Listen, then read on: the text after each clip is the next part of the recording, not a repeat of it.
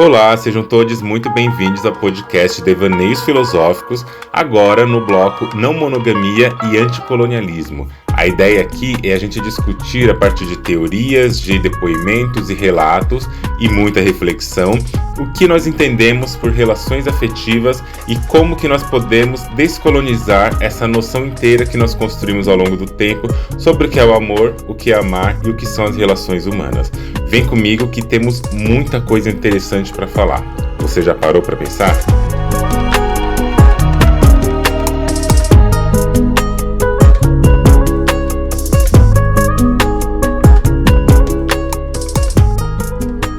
Oi, minha gente, como que vocês estão?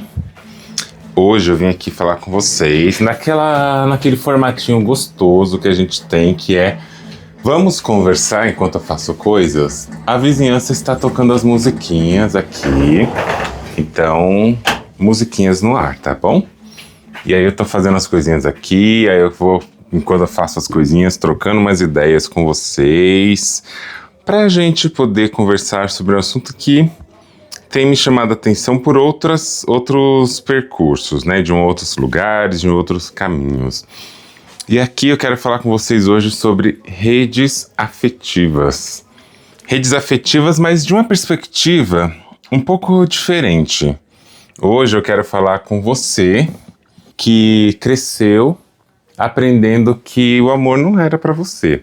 E eu vou falar bem abertamente aqui para vocês, tá? Quem me acompanha já tem um tempo aqui neste canal, neste podcast, em qualquer outra produção, sabe muito bem que eu tenho 1001 problemáticas com a palavra amor.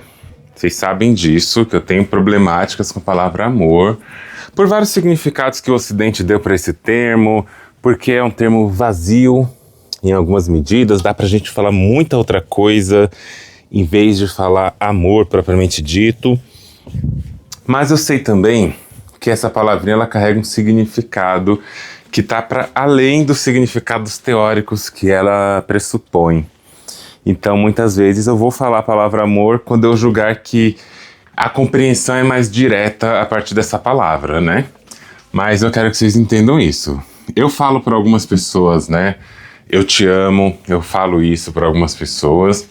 Só que quando eu falo eu te amo, eu gosto de falar isso para pessoas com as quais eu já falei o que eu entendo por isso. O que eu entendo por amar, por amor. E quando essa conversa existe, eu consigo falar para uma pessoa eu te amo. Do contrário, se assim é do zero, etc., eu dificilmente chego na pessoa e falo, eu te amo e tal. Porque para mim são coisas que fazem sentido e que fazem diferença mesmo. Dito isso, eu já quero começar aqui falando com vocês a seguinte coisa, né?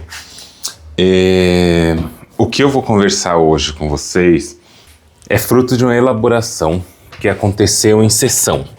Eu estava atendendo uma paciente e aí a gente foi conversando, essa paciente foi trazendo a situação que estava passando naquele momento. E eu não vou dar nenhuma pista sobre quem que é essa paciente, obviamente, apesar de já falar que é a paciente, mas vocês não sabem se é ou não. Mas eu quero trazer uma metáfora que eu sou muito da imagem, né? Eu sou muito imagética. Cabeças autistas gostam, às vezes, de coisas representativas, materializadas numa simbologia, paradoxo, né? E a gente gosta dessa imagem que representa coisas. Eu gosto de dar forma para as coisas. Eu gosto de nomear as coisas a partir de uma imagem mental. E é interessante, porque a gente estava conversando e naquele momento ali, naquela associação conjunta, naquela companhia, naquela construção de conversa, me veio uma metáfora que eu usei para falar para a pessoa e que depois a pessoa me disse que fez total sentido para ela e que ajudou a compreender. Pensa vocês aqui comigo, um pouco antes de eu falar qual que é, né, essa metáfora, como que a gente entende essa metáfora.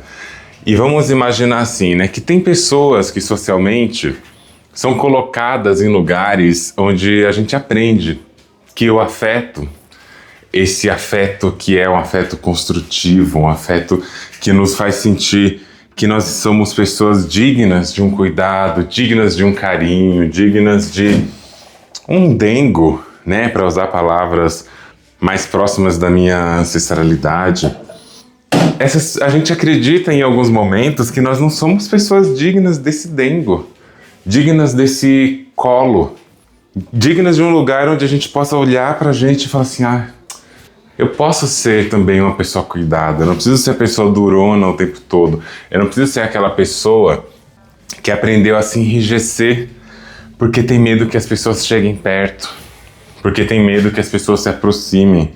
E eu achei isso interessante, sabe? Porque aí eu fui conversando ali com essa pessoa e foi vindo uma série de imagens que eu quero que vocês guardem isso que eu tô falando, porque quando eu chegar na metáfora, vocês vão entender. Vocês vão entender. A metáfora é o seguinte: imaginem que vocês sempre desejaram um lugar gostoso para habitar. Imaginem que vocês sempre tiveram vontade de ter um lugar para chamar de lar, chamar de aconchego, onde vocês conseguem chegar da turbulência que é a rua, da turbulência que é a cidade, da turbulência que é o trabalho, o caos que existe ali, e você tem um lar. E esse lar, ele é materializado, simbolizado na imagem de uma casa.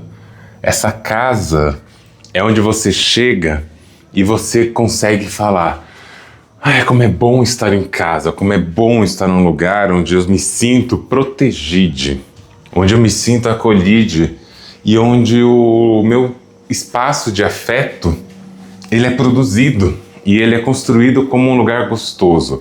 Essa casa é o nosso lar, ele é o nosso afeto, ela é o nosso direito de viver como pessoas dignas, de pessoas que são, além de cuidadoras e provedoras, que são cuidadas e amadas. Então eu imagino que o seu sonho sempre foi ter um lugar desse, porque não é um sonho, né? Na verdade, isso daí deveria ser um direito nosso. Mas a gente vive uma escassez social, afetiva, emocional, dependendo dos corpos que a gente habita. Pessoas negras, pessoas gordas, pessoas trans, pessoas neurodivergentes, pessoas freaks, pessoas pobres, pessoas com deficiência, né, de vários outros tipos, pessoas com crianças. Quanto mais crianças, isso se torna mais difícil. E aí a gente teria, assim, uma lista, né, de corpos que são subalternizados, pessoas que estão em situação de calçada, termo que para muitas pessoas é nomeado como situação de rua. São corpos que são insistentemente negados do seu direito de acessar um lar afetivo. Ter uma casa, ter um lugar para morar, onde dormir, nem sempre significa ter um lar afetivo. E muitas vezes a gente tem esse lugarzinho, esse aconchegozinho que a gente habita, e é difícil, às vezes, esse lugar ser chamado de lar. Mas nessa metáfora você quer ter um lar, você quer ter essa casa. E você batalhou para isso, você pensou, você viveu, você elaborou seus sentimentos, você elaborou as suas emoções, você elaborou a partir de muitos sofrimentos, às vezes, de muitas dores, o melhor caminho para você construir esse trajeto de poder desejar, porque esse aí é um ponto, a poder desejar a casa. Você desejou essa casa representa quem você é afetivamente, essa casa é você, essa casa é o que você significa para você no mundo. E aí vem a coisa, a casa é você, a casa é o seu templo, é a sua morada, é onde você habita. Só que nós temos esse lugar onde nós habitamos como essa casa. A casa é esse corpo, esse espaço. Para ela ser chamada de lar, ela precisa ter coisas dentro dela, elementos dentro dessa casa que vão dar um sentido de lar. Porque, de novo, eu estou dizendo, ter uma casa não é ter um lar. Ela precisa ter elementos ali dentro que nos comuniquem quem nós somos, quem nós podemos ser. Então tem lá uma casa. Vamos direto à metáfora sem rodeios, né, André? Imagina que você sempre quis comprar uma casa, ter um lar. E você vai, batalha, e finalmente você conseguiu o seu lar. Finalmente você comprou... Seu lar não, sua casa. Finalmente você comprou sua casa, né? Comprou um terreninho ali, construiu a sua casinha, ergueu as paredes, montou na divisória que você desejava montar, colocou nas configurações que você queria configurar, cada canto da casa nas proporções que você queria, e aqui é uma metáfora, então você pode pensar como você quiser. E nesse momento a gente pode dizer, a casa está aí, né? A casa está aí, você já tem a casa. E aí quando você construiu essa casa, você precisa ter alguma coisinha ali nessa casa, né? Não basta ela ser uma coisa erguida, não basta ela ser uma coisa em pé, as paredes e tudo. Você precisa mobiliar essa casa, você precisa preencher essa casa de objetos, de coisas, de símbolos, de sinais, de coisas que façam sentido para que essa casa seja um lar, né? E aí acontece que nessa metáfora, essa casa, que também vai se tornando um lar, ela vai sendo colocada, você vai sendo a pessoa que vai colocando coisas dentro dessa casa, construindo essa casa, e vai erguendo ali um altar, né? Formando ali um status de casa, de lar, de sentimento, de pertencimento.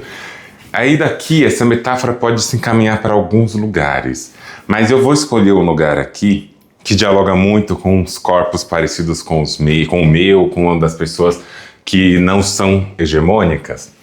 Imagina que você construiu essa casa, você foi colocando essa casa com as suas mobílias, com aquelas coisas que você sente que te representa, e você falou, nossa, esse aqui é o meu lar. Esse é o meu lar. Olha que lindo o meu lar. E aí, de repente, você começa a escutar os burburinhos da vizinhança. A vizinhança começa a te dizer a seguinte coisa, e você fica assim nitidamente com um certo alarme. A vizinhança começa a te falar, nossa, você viu? Você ficou sabendo como esse lugar tá perigoso? As pessoas estão roubando as casas, as pessoas estão ali, ó, invadindo as casas, levando tudo que tem dentro da casa. Acho bom você tomar conta aí da sua casa, tá? Acho bom você cuidar aí do que é seu, porque olha, estão roubando tudo. Ninguém mais pode deixar uma janelinha aberta. Você não pode deixar a janela sem cortina, porque as pessoas vão ficar olhando para sua casa e vão querer levar tudo que tem aí dentro. Presta atenção. Como diz, né, se você fosse da igreja, vigia. Vigia, porque olha, tá só pelo sangue de Jesus. E aí você, que tinha a sua casa, que você gostava da casa, você chegava nela e sentava com as pernas para cima no seu sofá confortável, que deitava no seu quarto, na sua caminha, com aquela janelinha aberta, entrando naquela brisa, você que ficava ali passeando, curtindo a sua casa, que por consequência virou um lar. Você curtia tanto isso, você gostava tanto disso, se sentia tão bem. E aí, depois desses burburinhos, você começou a acreditar muito nesses burburinhos. Você começou a acreditar muito nessas ideias de que realmente a sua casa estava correndo risco de alguém levar. Alguém vai roubar a sua casa. Alguém vai tomar a sua casa de você. Alguém vai tirar isso aí que você tem, ó. Aí uma pessoa bate no seu portão, você já vai atender ali com uma desconfiança gigantesca. Alguém passa na rua, você também tem desconfiança. Um vento jogou uma folha que bateu na sua janela, você já acha que tem alguém querendo entrar ali na sua casa. Você escutou, sei lá, caiu um fruto de uma árvore que bateu no seu telhado, vai de novo você achar que tem alguém invadindo a sua casa. Enfim, essa paranoia social que a vizinhança começou a criar também te tomou conta, também te pegou, te capturou.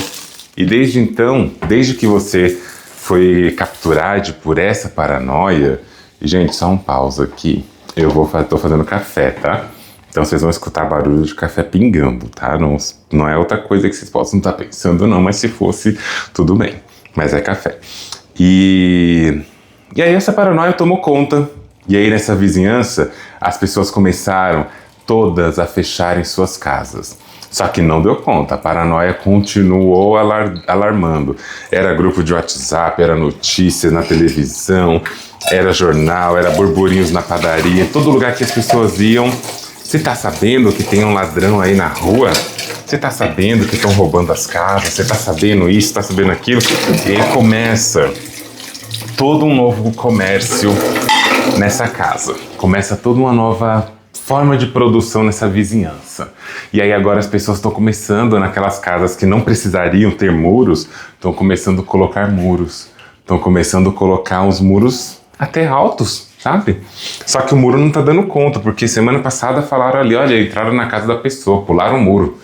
E aí vão lá e agora começam a colocar cercados. E aí o cercado não dá conta, porque falaram que, olha, entraram naquela casa do mesmo jeito. E esse cercado não funciona e coloca cerca elétrica, coloca câmera com Wi-Fi, câmera que você pode acessar pelo seu Wi-Fi, pelo seu celular, pela internet. Você está lá em outra cidade, às vezes em outro estado, e você consegue acessar a sua casa para ver tudo o que está acontecendo. Igual essas câmeras que tem hoje em dia, né, para câmera de gato, que chamam, câmera de pet. E aí você entrou, você comprou a paranoia, você foi absorvido pela paranoia social, que vai te dizer assim: cuide da sua casa, senão alguém vai roubar. E aí acontece que se você não se deu conta, o problema não é que você está só vigiando a sua casa agora. O problema é que agora você não está mais curtindo a sua casa. Você não descansa mais no seu sofá porque você tem medo de alguém entrar. Você não curte mais a sua cozinha porque você tem medo de que alguém possa estar te espiando. Você vai, fica o mínimo de tempo possível com as luzes acesas, porque agora vai que alguém olha o que você está fazendo aí. Aquela casa arejada que entrava um ventinho, não tem mais. Ela começou a mofar um pouco por dentro, porque você não abre mais as janelas, você não deixa entrar a luz do sol, você tem medo que te vigiem. Você começou a gastar mais dinheiro do que você podia, em vez de proteger e proteger o seu afeto, né? Construir a sua casinha de um jeito que te agradasse. Você começou a gastar dinheiro agora com tecnologias de segurança. Agora você paga até um seguro mensal ali para poderem tomar conta da sua casa. É seguro incêndio, é seguro antifurto, é seguro uma série de coisas que asseguram tudo, menos o direito de você poder usufruir da sua casa. E aí o tempo vai passando e, de novo, se você não se deu conta, aquela alegria, aquele sentimento, aquela coisa que você acreditava de todo o seu coração, que era o lugar que você mais gostava, virou um pouco a sua prisão. É igual aquela música do Rapa. Se você lembra, você vai saber o que diz a música. Ai, cantinho do coração, só pra ver proteção. Mas também cadê a vida se é você que dá essa prisão? Qual a paz que eu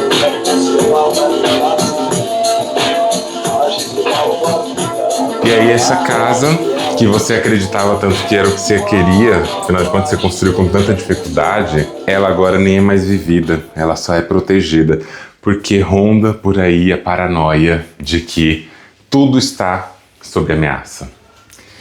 E aí acontece que ou você passa a habitar essa casa para sempre, ou você muda de lugar, ou você se tranca nessa casa definitivamente, ou você topa ver se essa paranoia ela se confirma na realidade ou não. Algumas pessoas vão ficar nessa paranoia para sempre. A minha mãe, por exemplo, na vida real, né? A minha mãe não consegue existir numa casa se essa casa não tiver de porta trancada. Eu aprendi isso com ela, hoje menos do que antes, mas minha casa, o máximo que eu posso deixar de porta e janela aberta, eu consigo. E minha mãe não consegue dormir se ela não trancar e fechar tudo, absurdamente tudo. A casa da minha mãe é uma casa muito fechada. E ela sempre tem uma desculpa para cada coisinha que ela vai fazer. Cada coisa que ela tem que trancar a casa, ela tem uma justificativa. E aí, gente, você faz o quê? Você não existe mais como casa. E o que essa metáfora diz, né? Por que essa metáfora e não qualquer outra coisa? Essa casa é você. Essa casa é o seu corpo. Essa casa é a sua habitação. E aí vocês podem dizer, mas tem gente que não tem nem dinheiro para comprar uma casa. Como que essa casa pode ser metáfora para o corpo? Ela é sim.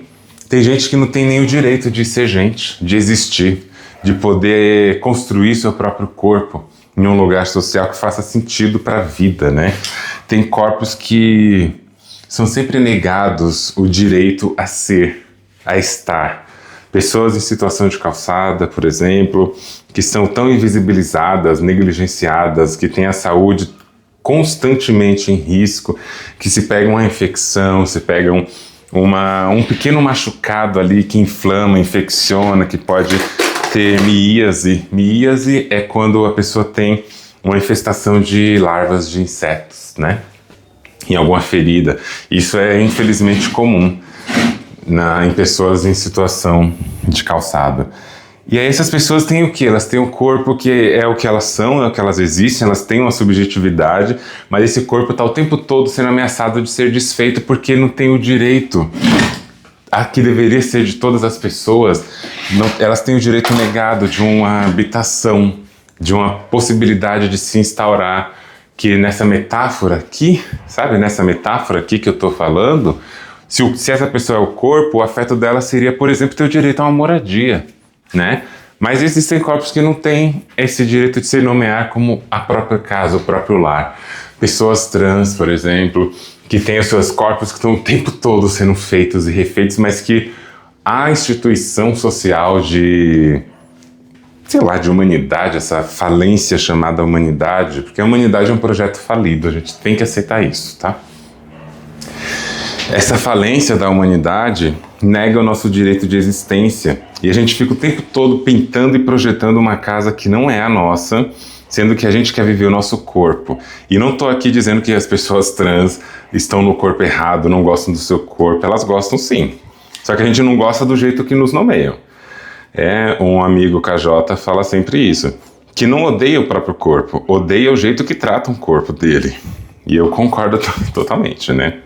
KJ, se você estiver ouvindo, um abraço para você, meu bem. E aí, nessa produção do corpo, a primeira coisa que a gente precisa ter materialmente, simbolicamente, para poder representar a nossa existência é o nosso corpo. Se o nosso corpo é um corpo gordo, um corpo trans, um corpo negro, um corpo indígena, um corpo com deficiência e assim por diante, esse corpo precisa ser assegurado como direito, esse corpo precisa ser assegurado como um espaço onde ele vai ser marcado como existência. Esse corpo precisa existir. Dito isso, quando esse corpo ele tem esse lugar de existência, e aí são várias camadas, esse corpo também tem que ter um lugar de afeto, um lugar do direito de sentir o afeto fluindo por esse corpo, né? A existência afetiva. Como que esse corpo constrói afeto? Primeiro, reconhecendo a si em si.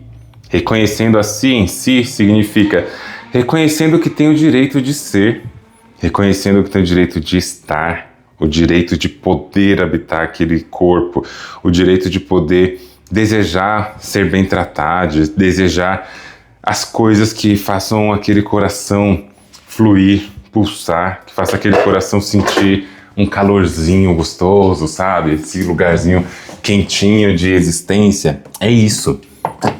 E quando que a gente constrói, né, como na metáfora, essas mobílias?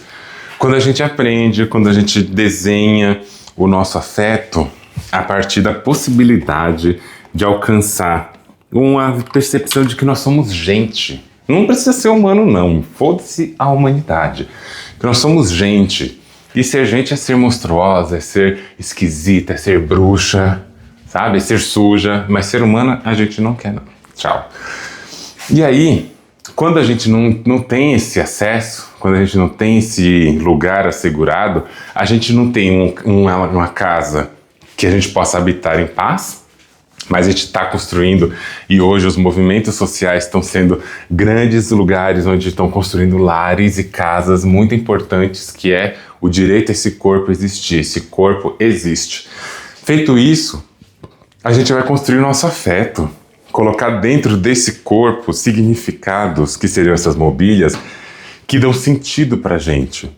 Quando a gente tem o direito de ter o corpo que a gente tem, a gente também tem o direito de existir nesse corpo, o direito de habitar esse corpo, de transformar esse corpo em algo que pode ser um lar.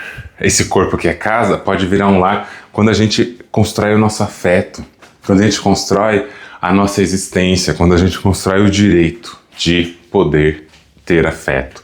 Em palavras mais simplificadas, o direito de amar, o direito de ser amado, o direito e a possibilidade concreta.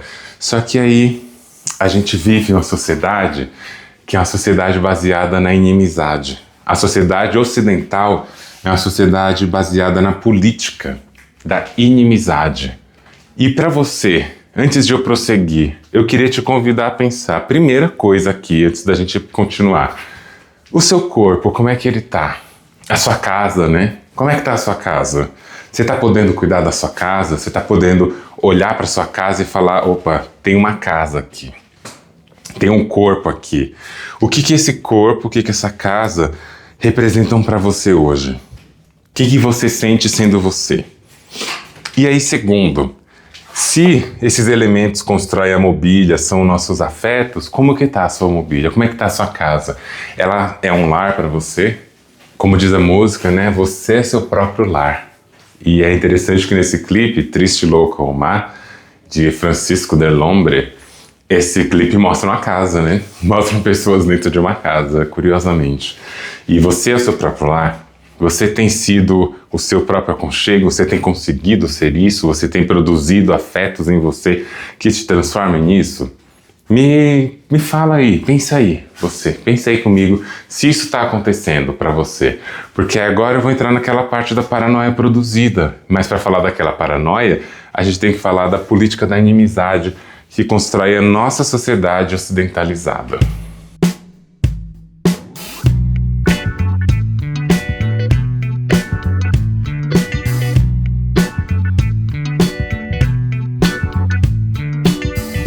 E aí, né, nessa política da inimizade, o que a gente percebe mesmo é como que no Ocidente se instaura essa lógica produtiva a partir de uma construção sistemática do individualismo.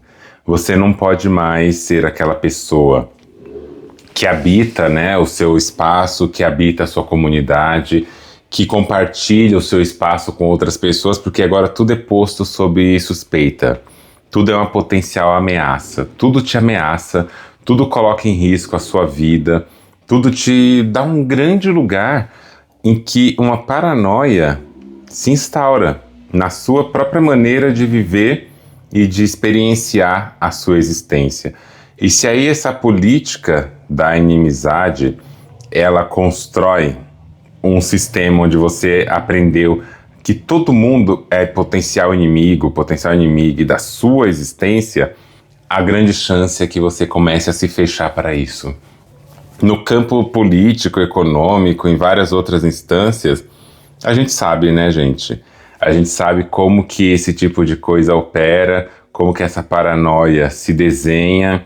São várias formas de paranoia, criando inimigo em comum, purificando os modos de construção do afeto, purificando como que a gente vai se relacionar nessa existência, sempre duvidando, sempre desconfiando, sempre tendo a outra pessoa como uma potente ameaça porque a outra pessoa é inerentemente ruim. E existe uma coisa que classifica, entre outras, uma paranoia como uma paranoia. Porque poderia ser só a desconfiança, poderia ser só o medo, poderia ser só uma dúvida, poderia ser apenas aquela semente, como chamam também, uma pulga atrás da orelha, né? Poderia ser somente isso. Mas a paranoia, quando ela se instaura e ela se torna como tal, esse objeto ameaçador é um objeto que ele é colocado como uma ameaça definitiva, uma ameaça irrevogável. Não é uma ameaça que essa ameaça é uma suspeita, não. É uma ameaça concreta, irrefutável também.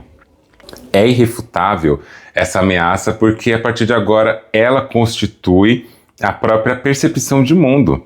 Você não pensa sobre ela poder ser falseável ou não. Ela é, ela está, ela é porque está, ela está porque ela é. Essa ameaça coloca a gente num estado de vigilância completo. A vigilância de que o tempo todo alguém vai fazer mal para nós. A gente vê isso na política, o tempo todo a gente tem bombardeamentos de notícias que vão construir algum pânico moral, algum pânico, né, que está relacionado com segurança pública, que está relacionado com doença, que está relacionado com contaminação.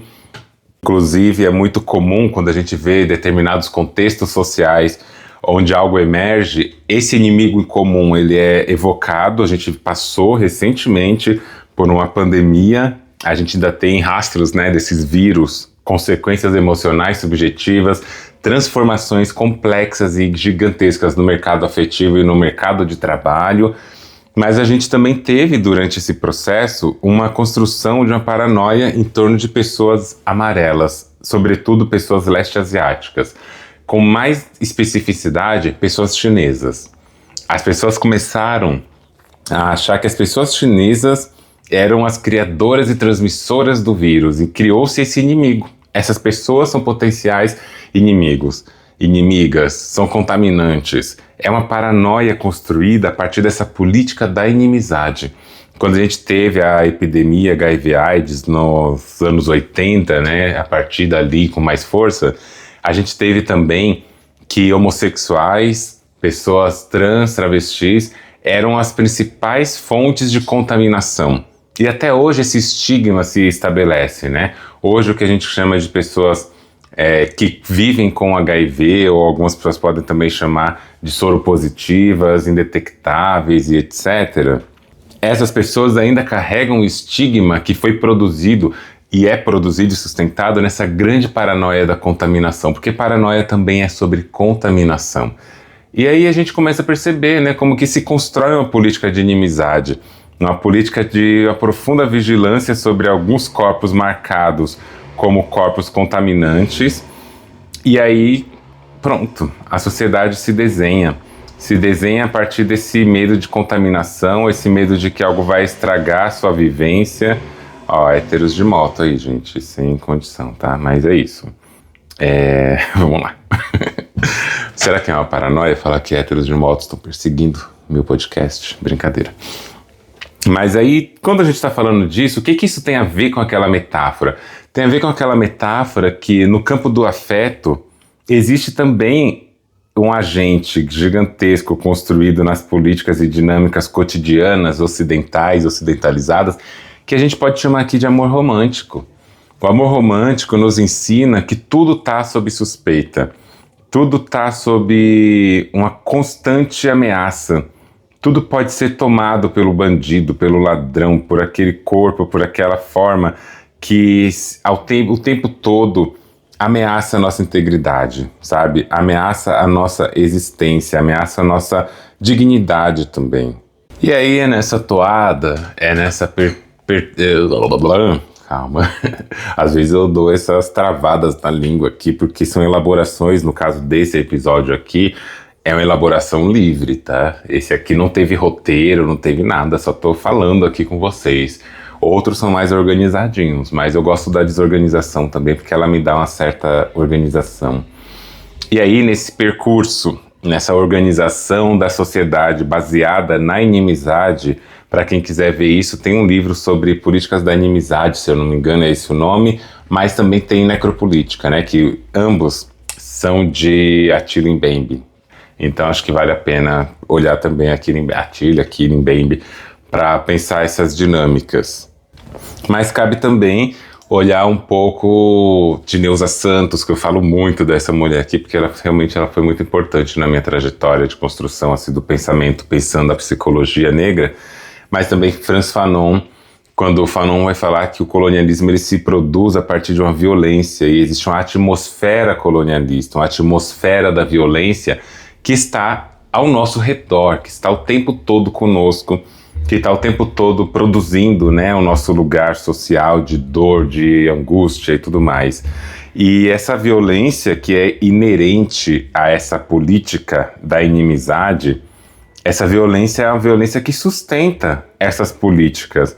Ela sustenta essas políticas sociais da inimizade, para que essas políticas da inimizade também sustentem outras instituições. E o amor romântico é uma dessas instituições. O amor romântico, ele é colocado nesse lugar como algo que é totalmente feito, construído ao longo da história, né? Tem toda uma construção. Quem tiver interesse, quiser saber um pouco, tem um episódio aqui, assim como tem um vídeo no YouTube. O áudio é extraído desse vídeo e chama Os Rastros do Amor Romântico. Tem aqui esse episódio, 2 horinhas de conversa ali, para falar do que é amor romântico. Então, quem quiser aprofundar, tem lá, tá? E aí, quando eu falo de amor romântico, eu falo justamente desse ambiente onde a inimizade, ela precisa ser a pauta. Ela precisa ser a política. E quando eu falo de política, olha que interessante, eu tô falando de polis. Estou falando de cidade, da habitação, do modo como a gente constrói, sabe, a nossa relação social.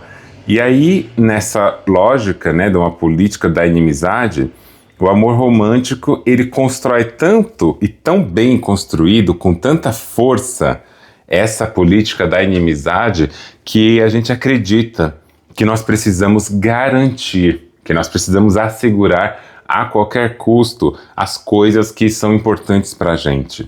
A gente acredita, primeiro, que nós temos que produzir um afeto, produzir uma relação, nós temos que chegar em algum lugar. Essa é a grande coisa, né? Nós temos que chegar em algum lugar, e ao chegar nesse lugar, esse lugar tem que ser protegido, trancado. É engraçada aquela expressão que a gente fala romanticamente, com muita alegria às vezes, né? E com muito orgulho, que amigo é coisa para se guardar debaixo de 7 chaves, né? Acho que é isso. Amigo é coisa para se guardar do lado esquerdo do peito, com 7 chaves e etc. Que é sempre essa coisa muito protegida. A gente se orgulha muito ao falar isso.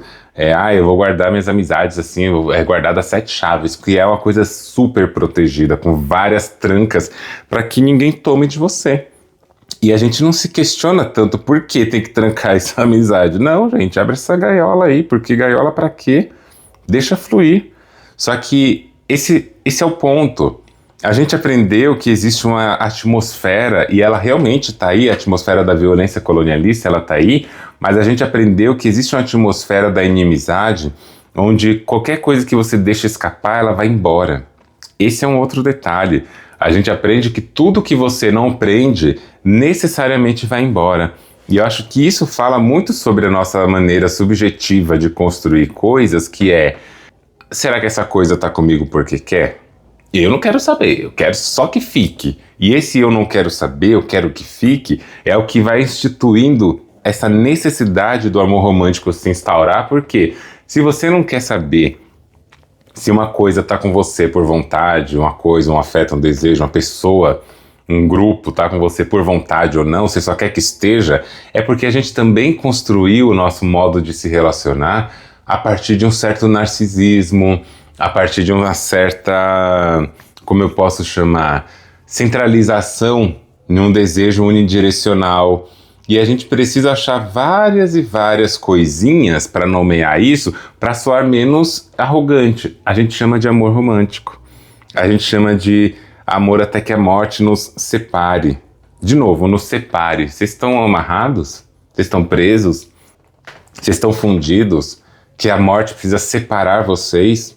Não, a vida pode separar vocês e vocês continuarem juntos por vontade, mas a política da inimizade não autoriza esse tipo de comportamento. A gente não é autorizado a construir relações, vínculos, afetividades, redes de afeto que se capilarizam, que se espalham, cada uma nas suas dimensões e proporções e profundidade, porque a gente aprendeu com a nossa vida que as coisas têm que ser conquistadas e presas, mantidas, sabe, asseguradas a partir da violência, porque se a gente prende algo que não foi colocado ali por uma autonomia das partes envolvidas, a gente também está assumindo de certo modo, de certa forma, a gente está assumindo ali que as coisas estão presas a nós, e não espontaneamente livres, porque é isso, se a gente não construiu essa possibilidade de uma afetividade baseada na segurança e na amizade naquele sentido de que estou por vontade aqui, se a gente não aprendeu a construir nesse lugar, é muito improvável, né, que a gente aprenda que as coisas podem ficar e que elas podem ir caso queiram ir. A gente jamais vai aprender que amar também é deixar ir, que amar também é poder dizer para a pessoa: fique o tempo que você quiser, mas quando você quiser ir embora, vá. Jamais fique, se não for da sua vontade. E isso eu acho extremamente importante. Eu já contei algumas vezes aqui, mas talvez faz um tempinho. Eu fui uma pessoa casada, né? A maioria de vocês já sabem disso, quem me segue aqui. Mas o que eu contei há um tempinho é que eu tinha 2 regras no meu casamento.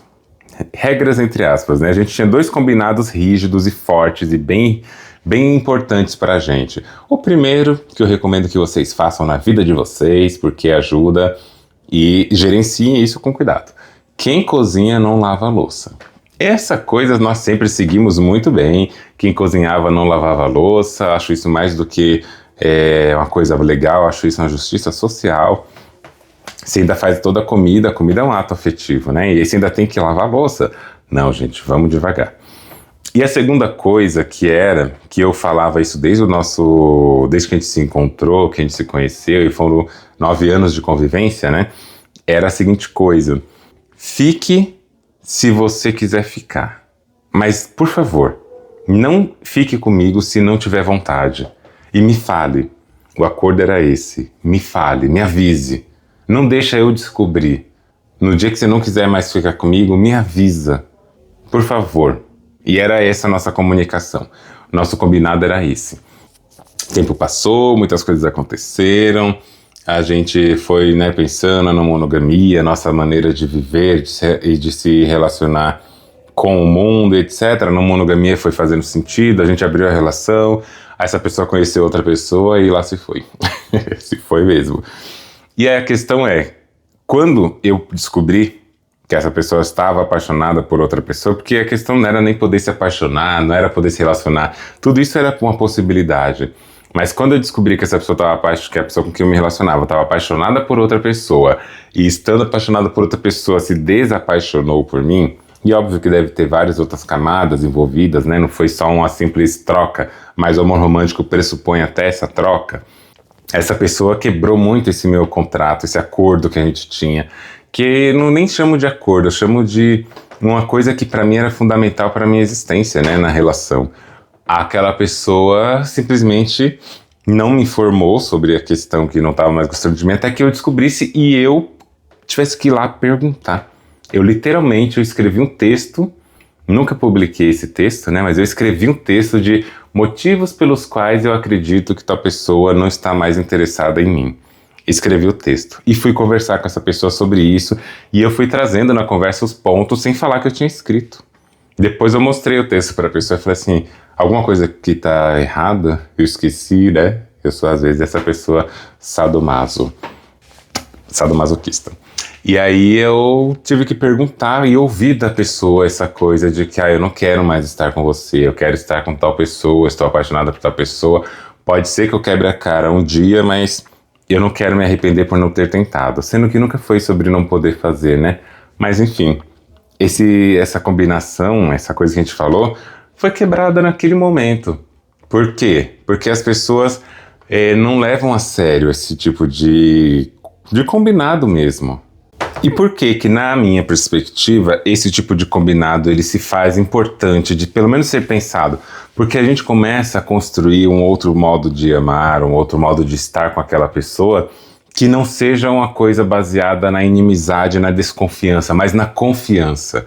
Eu quero confiar no sentido... O que é confiar para vocês?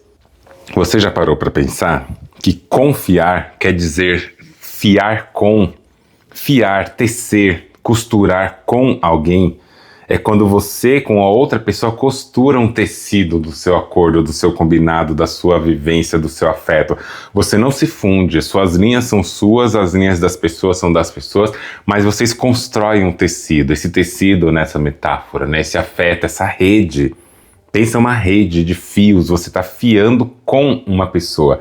Então, quando você aprende a confiar numa pessoa, você está confiando, você está construindo aquela rede com aquela pessoa naquela crença, naquela percepção de que a pessoa também quis fiar com você. Ela quis acreditar com você. Ela quis produzir algo com você e você não precisa ficar vigiando aquela pessoa para ver se ela está ali, porque ela sabe que se ela não quiser, ela pode não estar. Quando alguém é obrigado a estar com a gente, quando alguém é obrigado a construir coisas com a gente, essa construção ela pode acabar a partir do primeiro momento em que algo que obrigou aquilo a existir não existe mais. É aquela falha pedagogia, né, da ameaça com crianças, por exemplo. Olha, se você não fizer isso daqui, eu vou te levar para o médico. e ele vai colocar uma seringa em você, vai te furar, vai não sei o que, não sei o que. Essa criança vai ter medo dessa família, dessas pessoas, até o dia que ela chegar lá no médico, na médica, e a pediatra chegar nessa criança e falar assim, ai, como você é uma gracinha, olha aqui, ó, um docinho pra você, um pirulito, uma balinha, e começa a contar a historinha, começa a tratar bem essa criança. Aquele monstro construído da médica, da pessoa da medicina ali, não vai fazer sentido. Não funcionou porque aquela criança agora tem um novo significado. O respeito que foi tentado construir sobre essa ameaça, uma inimizade, né, entre a criança e a figura da médica, uma criança e a figura de qualquer outra pessoa, outra simbologia, ela é quebrada e ela não funciona mais. E aí não adianta falar, vou te levar no médico. É quase a criança falar, então leva, né? E a gente faz isso a vida inteira, a gente vai construindo nessas políticas de inimizade várias ameaças que nos colocam distante de uma construção baseada numa confiança. Porque se eu falo para você, olha, você pode vir, fica à vontade, tá? Aqui é seu espaço, mas por favor, se você não quiser alguma coisa, se você quiser ir embora, me fale e vá. Porque se você ficar, você fica para seu próprio sofrimento. Eu não quero que você fique se você não quiser ficar. E é uma coisa engraçada, uma vez, né, trazendo a referência branca aqui para vocês, quando eu tava lendo Odisseia, de Homero, faz tempo, né? Eu li Odisseia, li Ilíada, na ordem inversa, né? Ilíada primeiro, Odisseia depois. Mas quando eu li Odisseia, tem um diálogo ali que é dito onde que Zeus, ele tem um princípio, que é fique o quanto quiser e vá na hora que você quiser. No sentido de que eu nunca vou insistir para que você fique, da mesma forma que eu nunca vou impedir que você vá embora. E eu li, né, eu lembro desse diálogo, e eu acho isso muito interessante. Eu acho isso muito interessante do tipo, se você quiser ficar, é um prazer te receber. Não vou te obrigar. Se você quiser ir embora, embora seja um prazer estar com você, você pode ir. Porque jamais eu quero que você fique sem querer ficar. E aí nesse lugar, a gente não constrói uma política afetiva de rede que não passa pelas amarras, pelas correntes, pelos presídios, né, do amor romântico. Essa forma da política da inimizade prende a gente em lugares que a gente não precisa. E é essa a metáfora da casa, quando a gente começa a fazer cercados. Porque na metáfora que eu dei, era sobre pessoas te roubarem coisas da casa, pessoas assaltarem a sua casa, pessoas não poderem entrar. Só que esse controle todo de vigilância, inevitavelmente, vai incidir sobre quem você convida para dentro da sua casa, quem você deixa estar na sua casa e quem você deixa sair. Então você vai construir toda uma narrativa paranoica, toda uma narrativa de existência, baseando a sua vida e o seu modo de viver no sentido de que eu tenho que controlar tudo e não posso nem me abrir. E isso nos coloca numa situação de sofrimento, porque você construiu o seu corpo, a sua casa, você mobiliou a sua casa, produziu o seu afeto, e agora você não consegue nem viver o seu afeto. E a gente sofre com isso.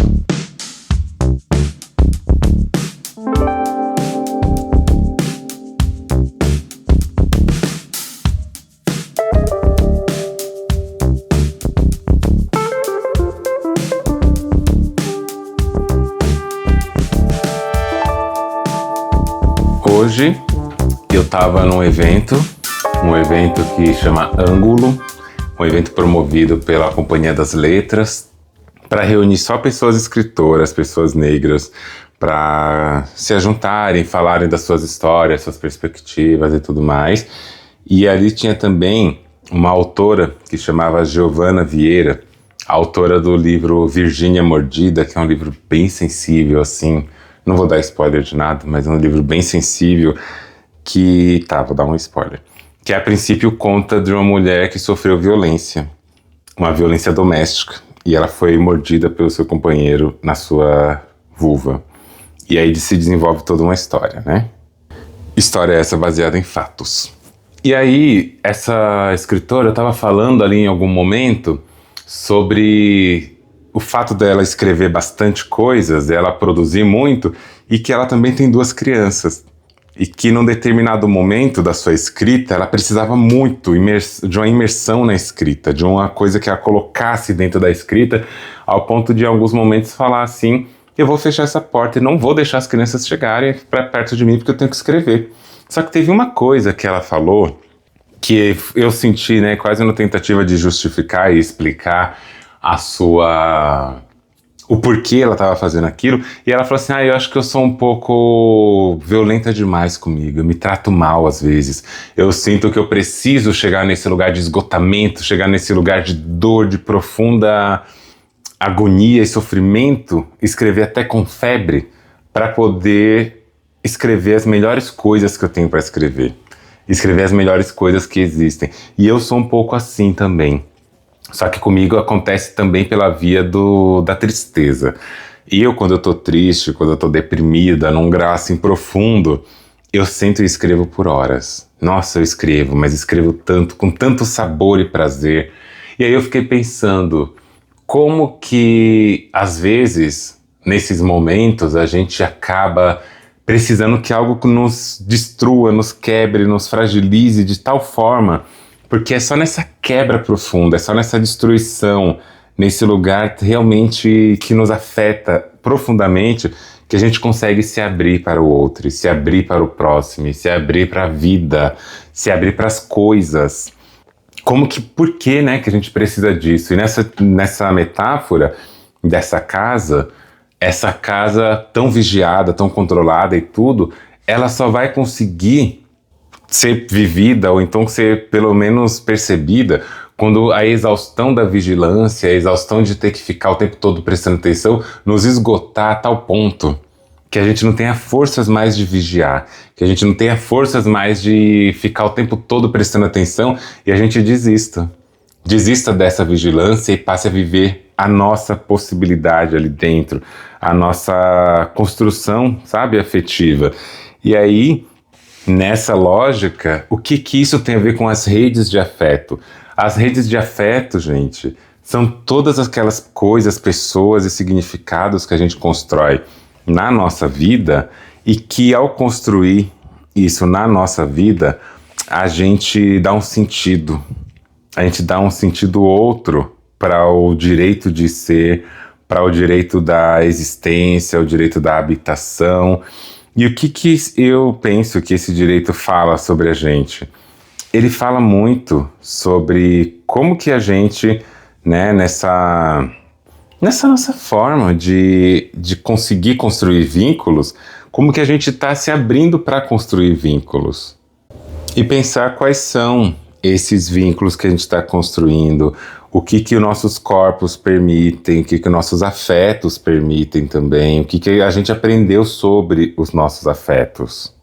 E aqui eu quero entrar nesse ponto, né, de que na nossa existência, na nossa vida, dependendo do corpo que a gente habita, a gente aprendeu que nós não temos direito ao afeto, que nós não temos direito ao que se chama, né, de amor, que nosso corpo é um corpo que tem que estar o tempo todo aprisionado numa dinâmica adoecedora, numa dinâmica difícil, uma dinâmica que fala sobre uma inimizade e não dialoga com o direito ao amor, o direito àquele afeto que não precisa ser um afeto baseado na insegurança, na violência, na desconfiança, né?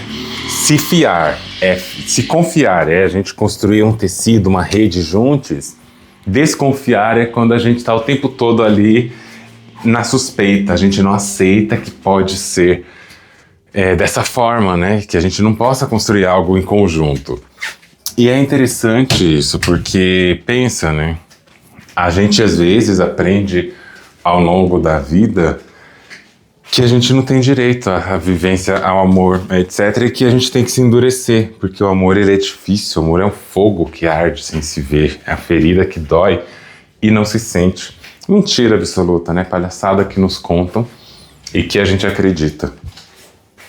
E aí, nessas palhaçadas que nos contam e que a gente acredita, a gente também acredita que essa forma, esse modelo institucionalizado do amor, do amar, do afeto, do querer, A gente acredita que não é pra gente, não é pro nosso corpo. E toda vez que um amor, que um afeto, que um cuidado, que uma gentileza, que como é que eu posso chamar?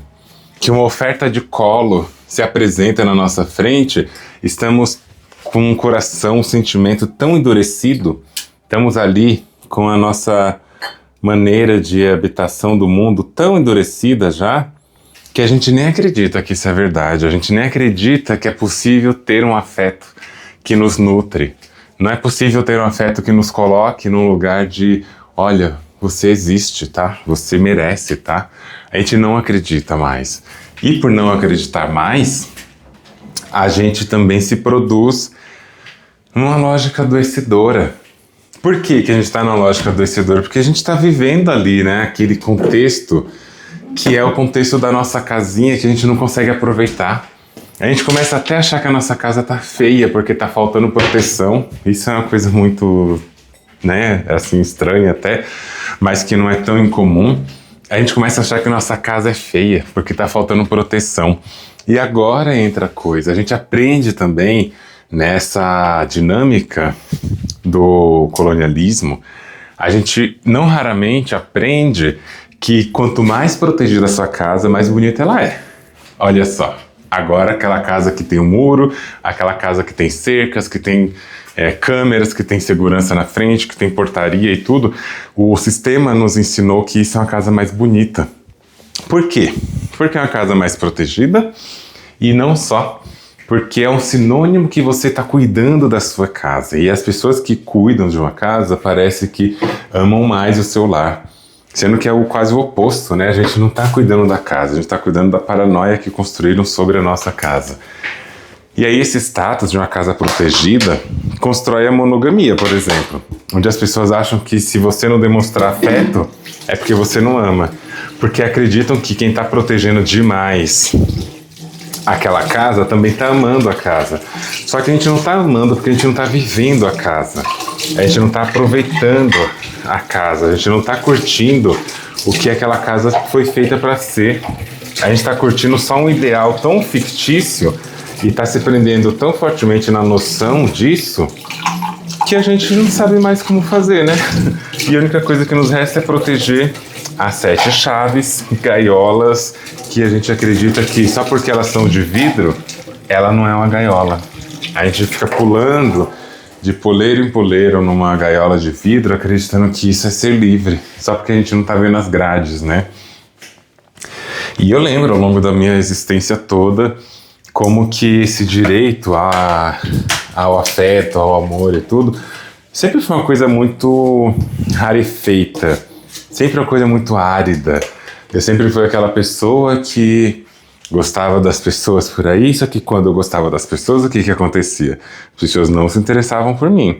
Eu era a pessoa feia da sala, eu era a pessoa nerd pobre, eu era Mazarope, eu era na igreja aquela pessoa esquisitinha. Tinha muitas amizades, mas ninguém se interessava por mim como um amor possível.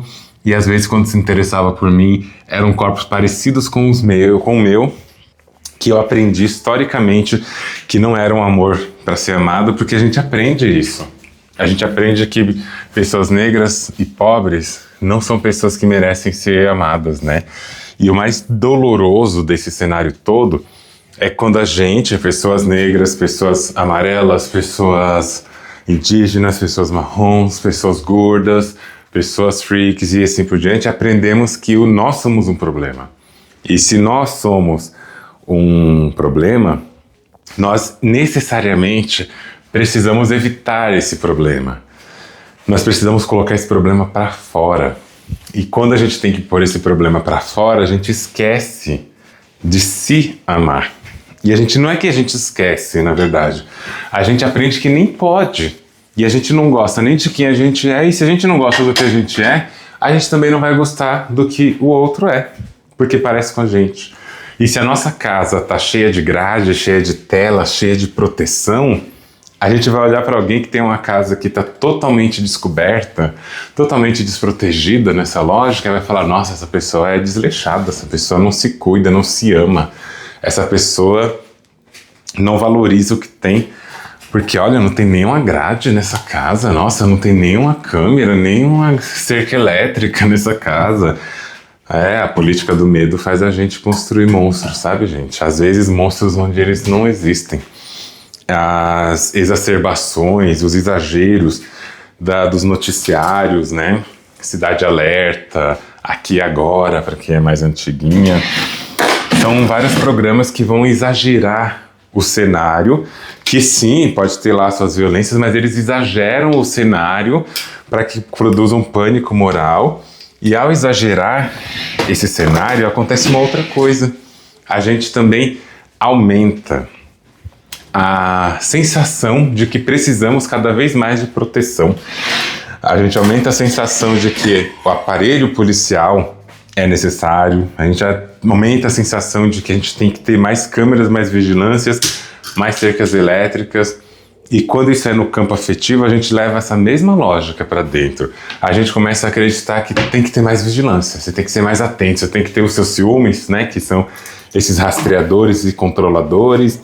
Você tem que ter uma aliança, né, essa sua cerca simbólica, você tem que ter um contratinho de pertencimento, você tem que ter o sexo como validador, você tem que ter uma série de coisas. Só que aí a gente esquece que a vida afetiva ela tá para muito, muito além dessas dinâmicas deturpadas desse amor romântico, dessas dinâmicas deturpadas do que é afeto, do que é existência, do que é possibilidade de convívio. E aí a gente acaba achando que o nosso fim, ele tem que ser necessariamente um fim construído ao lado de alguém. E esse alguém tem que ser alguém com quem a gente vai casar. E aí onde que está o nosso restante de rede? Onde que está nossas redes que vão nos acompanhar também em outros momentos, em outros contextos? Cadê a importância, por exemplo, da amizade? A família colocada nesse grande altar, nesse patamar simbólico e hierárquico, muitas vezes adoecedor, muitas vezes sanguinário, sangrento mesmo, ela é veladamente posta como o melhor lugar de existência. E eu tenho vários episódios falando sobre família, né? Família às vezes é só a nossa doença maior, sabe? Essa família obrigatória, essa família que a gente não pode dizer não, essa família que é construída pela culpa, que a gente só tá nessa família porque tem culpa. Se tirar a culpa e o respeito baseado na intimidação, não sobra nada. A gente precisaria reaprender a viver em família a partir do momento que a família seja uma escolha nossa. Não importa se é genética ou não, mas que a gente possa escolher estar, permanecer, que a gente possa escolher ficar. Isso faz uma diferença muito grande no modo como a gente se relaciona, né? Nisso que a gente chama de família. E aqui eu quero falar isso para vocês. Quero falar assim, quais são as nossas redes? Como que a gente está tecendo rede? Como a gente está confiando redes? Como que a gente está produzindo redes para a existência, para o nosso carinho, para o nosso afeto, né? Como que a gente está construindo tudo isso? E o detalhe que eu quero chamar a atenção é a gente saber que nós temos o direito, gente.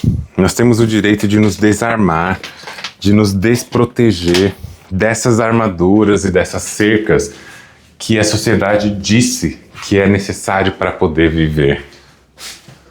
Esse modelo paranoico, esse modelo higienizador, esse modelo hipervigilante é um modelo construído pelas bases fundamentais e para as bases fundamentais do colonialismo. Se a gente não quer se inscrever nessa lógica, se a gente não quer se enquadrar nessa forma, se a gente não quer ser isso daí, por que a gente tem que reproduzir? Por que a gente tem que reproduzir uma lógica que não é a lógica de segurança? Porque isso não é segurança. Por que a gente tem que reproduzir essa lógica baseada na ameaça, na inimizade, se não é isso que a gente está procurando? Se a gente está procurando justamente sair desse modelo, justamente sair dessa lógica, dessa temática, dessa implicação colonialista que quer aprisionar nosso corpo.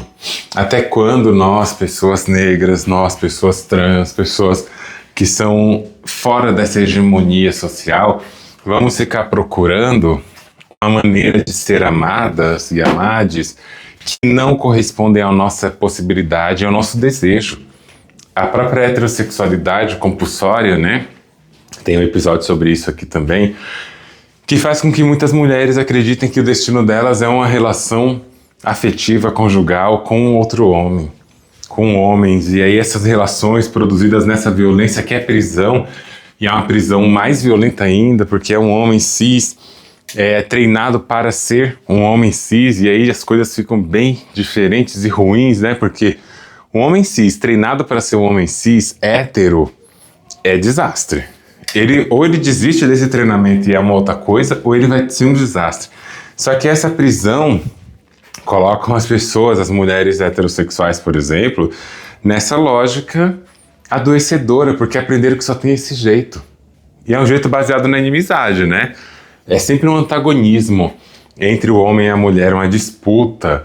Não aguenta ver o sucesso, não aguenta ver a prosperidade, não aguenta ver a alegria e já tá ali querendo destruir. Então eu fico perguntando para vocês, onde que nós estamos construindo a nossa casa? O que nós estamos colocando dentro da nossa casa, do nosso lar, da nossa habitação?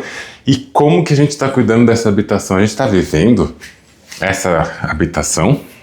A gente está vivendo essa casa? A gente está habitando esse espaço com dignidade? Com dignidade. A gente está existindo ali com carinho? A gente está existindo ali pelo nosso direito de existir, pelo nosso direito de amar, pelo nosso direito de comunicar o que nós realmente somos? Porque até quando as pessoas trans vão ter que acreditar que elas não foram feitas para ter amor? Até quando a gente vai ter que acreditar que não fomos feitas para viver nossas afetividades, e toda vez que um afeto mais legítimo, um afeto que nos ofereça carinho, colo e aconchego, se apresentar pra gente, a gente vai se endurecer. A gente vai se fechar nisso. Por muitos anos da minha vida, e obviamente que né, tem vestígios disso até hoje, mas por muitos anos da minha vida eu aprendi isso, sabe? Que eu tenho que ser durona mesmo, que eu não posso nem um pouco afrouxar as coisas, porque eu sempre vou ser abandonada, como já aconteceu várias vezes, né? E aí, como eu sempre vou ser abandonada, eu às vezes aprendi a abandonar as coisas primeiro. Aquele afeto, aquele amor que chega com tudo, com aquela força toda, eu já desconfiava. Ainda sou uma pessoa muito desconfiada com isso, mas hoje pelo menos eu olho para isso. Mas por muito tempo eu desconfiei de tudo que vinha com muita força, muita intensidade, porque eu não aprendi que isso podia existir. Eu não aprendi que isso era pro meu corpo, pra minha vida. E aí quando a coisa vinha desse jeito, eu aprendi que eu tinha que chegar com o pé na porta e fechar essa porta, tranca isso, livra isso disso, porque se essa pessoa chega, fica aqui com você, você gosta, se apaixona como já foi. Eu sempre fui uma pessoa muito apaixonada, né? Até vir o sistema e derrubar meu direito à paixão. Derrubar o meu direito ao carinho, ao direito de idealizar uma relação. Mas até antes disso acontecer, eu sempre fui uma pessoa muito apaixonada, muito intensa com tudo, e aí as pessoas iam embora. E de tanto isso acontecer, de tanto isso se repetir, eu me endureci num nível que antes da pessoa ir embora eu já colocava ela pra fora, né? E isso é muito uma coisa produzida com muita força, porque a gente não percebe que tá fazendo isso, a gente não percebe que tá fazendo essa construção. A gente, quando vai se dar conta, na melhor das hipóteses, quando se dá conta, a gente se dá conta disso quando já foi, né? Opa, barulho. A gente se dá conta desse modelo, dessa vivência e tudo mais, quando a gente já tá adoecendo dentro dela. E aí eu fui me dando conta, hoje eu percebo isso melhor do que antes, né? Melhor do que ontem, melhor do que anteontem. E aí eu vou percebendo como que é um projeto social de adoecimento de corpos trans, de corpos negros, de corpos periféricos, de corpos pobres, gordos, neurodivergentes e assim por diante. Quando a gente aprende a se fechar, a se proteger muito, a fazer toda uma vigilância, porque a gente tem medo que leve um pouco que restou do que a gente construiu, sendo que a gente não está nem vivendo o que a gente tem. Porque a gente tem tanto medo de que levem que a gente não vive o que é possível. E o que eu queria trazer para vocês aqui é isso. tratem vocês com um pouco mais de gentileza, se tratem com um pouco mais de cuidado, se tratem com um pouco mais de carinho. Olhem para vocês como corpos que merecem afeto, que merecem dignidade, que merecem respeito, que merecem ser amados também. Quando se aproximar de um outro alguém, se aproximem com gentileza. Tem certos corpos que já sofrem tanto, né, o tempo todo, que a gente precisa ter um pouquinho de cuidado quando se aproxima deles. Eu sei que é difícil. Eu sei que eu tô falando isso, e óbvio que eu não sou a pessoa perfeita, mas isso não me impede de elaborar a respeito, né?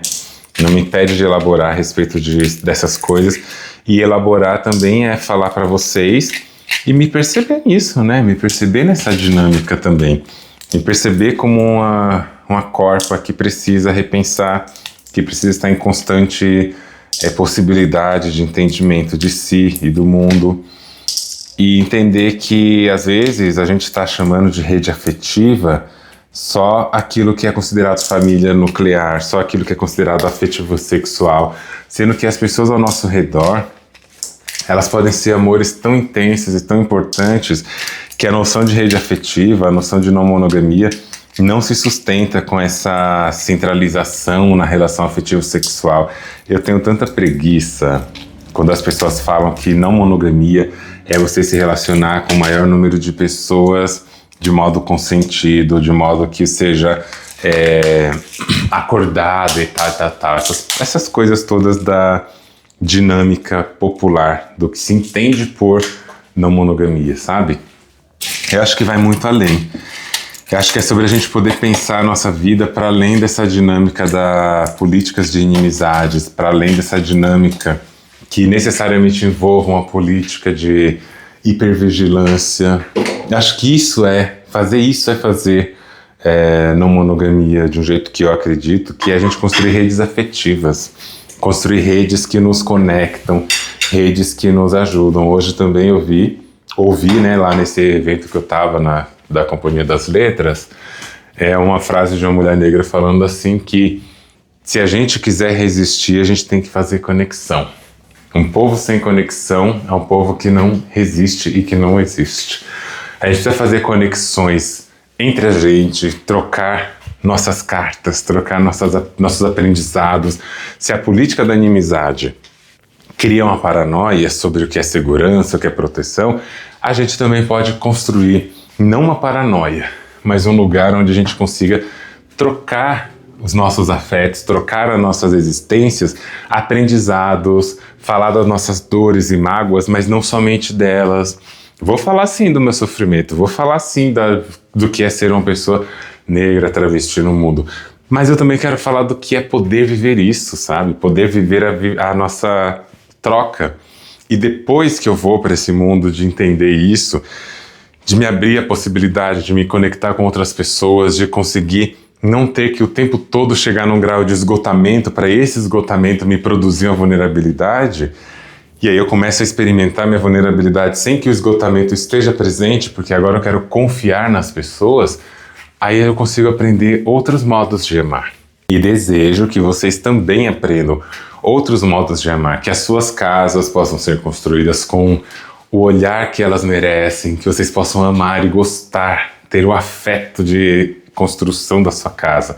Cuida da sua casa, do seu jardim, cuida das suas paredes, cuida do que ela significa para você, cuida do que você tem dentro dela, mas não cuidar no sentido de proteger de alguém, cuidar no sentido de nutrir.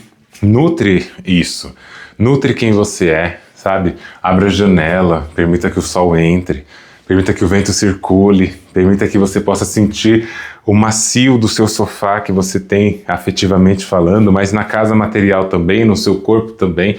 Abrace o seu corpo, toque o seu corpo, sinta a sua textura da sua pele. E afetivamente falando, sinta o calor, a textura e o sentimento que envolve um abraço, um olhar com carinho, um pensar um pouquinho antes de emitir aquela resposta que a gente aprendeu como a resposta do gatilho, né? A gente aprende se protegendo muito, a gente aprende que tudo que vem na nossa direção a gente tem que rebater com agressão. A gente aprende a se defender assim, uma coisa que fica instaurada no nosso comportamento. Vamos desaprender. Ouvir um negócio que te feriu muito ali, de uma pessoa que também é ferida tanto quanto você, espera um pouquinho. Espera só um pouquinho. Só para ver se essa resposta é a resposta do que a pessoa causou ou se é uma resposta disparada pelas nossas memórias antigas de adoecimento e hiperproteção. Porque às vezes a gente só precisa dar uma pausa, esperar um segundo para que aquela resposta não se concretize e não registre de novo aquilo como uma potencial ameaça, né? Aprender a escutar. Quando a gente for falar com nossos semelhantes, com as pessoas que também sofrem o que a gente sofre, vamos tentar tratar com mais gentileza. E você se tratar também com gentileza, né? Às vezes você cuida tanto das pessoas, você cuida tanto de todo mundo, e quem que cuida de você? Quem que te pega no colo? Quem que te abraça? Eu ouvi isso no podcast recentemente também. Tava Dandara Suburbana e Sofia falando sobre isso e surgiu essa coisa, né? Quem é que te abraça? E é a pergunta que eu faço aqui nesse podcast em vários episódios, o tempo todo. Eu tô chamando vocês, tô chamando a mim, pra gente olhar pra quem a gente é também. Pra gente olhar para nosso direito de ser pessoas, ser gente, nesse mundo que nos torna sempre um objeto, uma coisa que não merece nada. E a gente tem o direito de viver a nossa afetividade também. Então, comece a cuidar um pouco de você, como você cuida das pessoas. Às vezes você cuida muito dos outros e esquece de você. Cuida de você, se abrace, se permita um amor com confiança, se permita um amor com possibilidade de que a pessoa vai estar com você enquanto ela quiser. Isso vai tirar muita dor e muita energia que você gasta com coisas que não precisam. A nossa rede de afeto é aquilo que a gente troca experiência, vida. Eu sou psicóloga, eu atendo muitas pessoas por semana, muitas pessoas mesmo, e essas pessoas também compõem a minha rede de afeto. Todas as pessoas que eu atendo, elas compõem a rede de afeto porque eu troco o afeto. A escuta é um afeto super poderoso, muito forte. E eu troco escuta com essas pessoas todos os dias. Da semana eu tô conversando, isso também é rede. As amizades que eu chamo aqui pra minha casa são rede. As pessoas que eu quero do meu lado são rede. A gente tem que construir rede para além desse hegemônico que o afeto seguro é sua família. Seus amigos sou eu, seu pai, sua mãe. Não, as nossas amizades elas são plurais, elas estão em vários lugares. A nossa rede não é uma rede para nos capturar, mas é uma rede para nos conectar. Não precisamos ser capturadas pela rede do afeto, precisamos ser conectadas. Construir uma ponte, construir caminhos, construir acessos. Desejo que vocês façam isso e que vocês pensem que a política da inimizade não é para nossos corpos. Não precisamos dela para construir nossos afetos. Você já parou para pensar? Então é isso, minha gente. Ficamos por aqui. Vejo vocês no próximo episódio. Não esqueçam de compartilhar esse episódio, todos aqueles que vocês acharam bonitinho. Compartilhem nos seus stories no Instagram, marca o meu perfil, andreone.medrado. Já aproveita também, para seguir o meu perfil. E se você quiser deixar o seu depoimento, se você quiser deixar um relato ou uma pergunta, você pode acessar o formulário que está no link aqui embaixo e você pode escrever a sua pergunta ali e eu vou deixar um espaço no formulário para você poder anexar também um áudio. Espero muito pela sua opinião, pelo seu depoimento e vamos juntos construir uma nova maneira de pensar na monogamia junto com todas as pessoas que estão aqui e ao redor de nós falando sobre descolonização das relações afetivas. Vejo vocês em breve. Até um próximo episódio.